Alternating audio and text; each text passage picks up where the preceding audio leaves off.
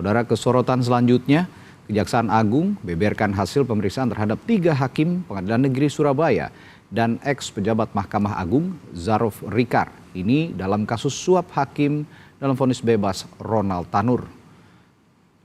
Kapus Penkum Kejaksaan Agung bilang, dari pemeriksaan sebelumnya diketahui Zarof merupakan perantara dengan kuasa hukum Ronald Tanur berinisial LR.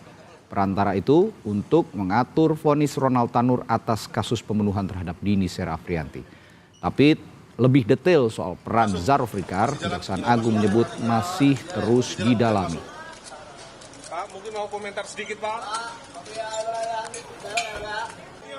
Terkait dengan ketiga hakim ini dan ZR, tentu kita tahu bahwa ZR ini adalah seorang perantara, ya.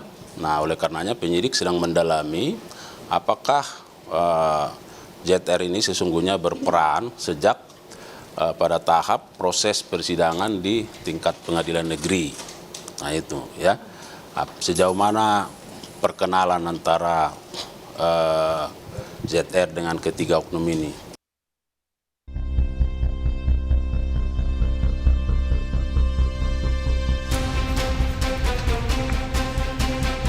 Usai Ibu Ronald Tanur ditetapkan sebagai tersangka kasus suap dalam kasus pidana anaknya, Kejaksaan Agung terus mendalami keterkaitan dan peran para tersangka, yakni Ibu Ronald Tanur, pengacara Ronald Tanur, ex-pejabat MA Zarof Rikar, hingga 3 hakim Pengadilan Negeri Surabaya.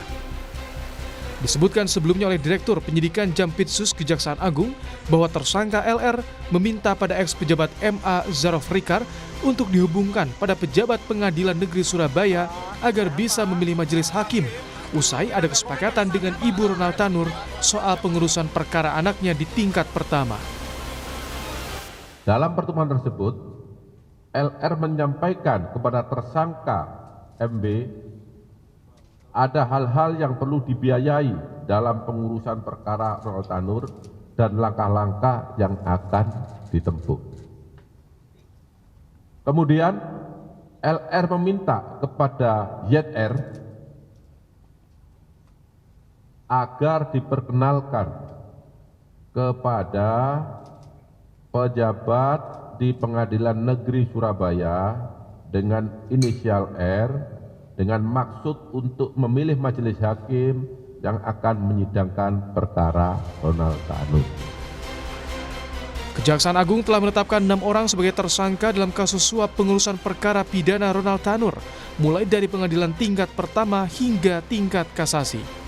Kejaksaan Agung juga menegaskan tak menutup kemungkinan akan mengenakan pasal TPPU di kasus ini jika ditemukan bukti yang mengarah ke pencucian uang. Tim Liputan, Kompas TV.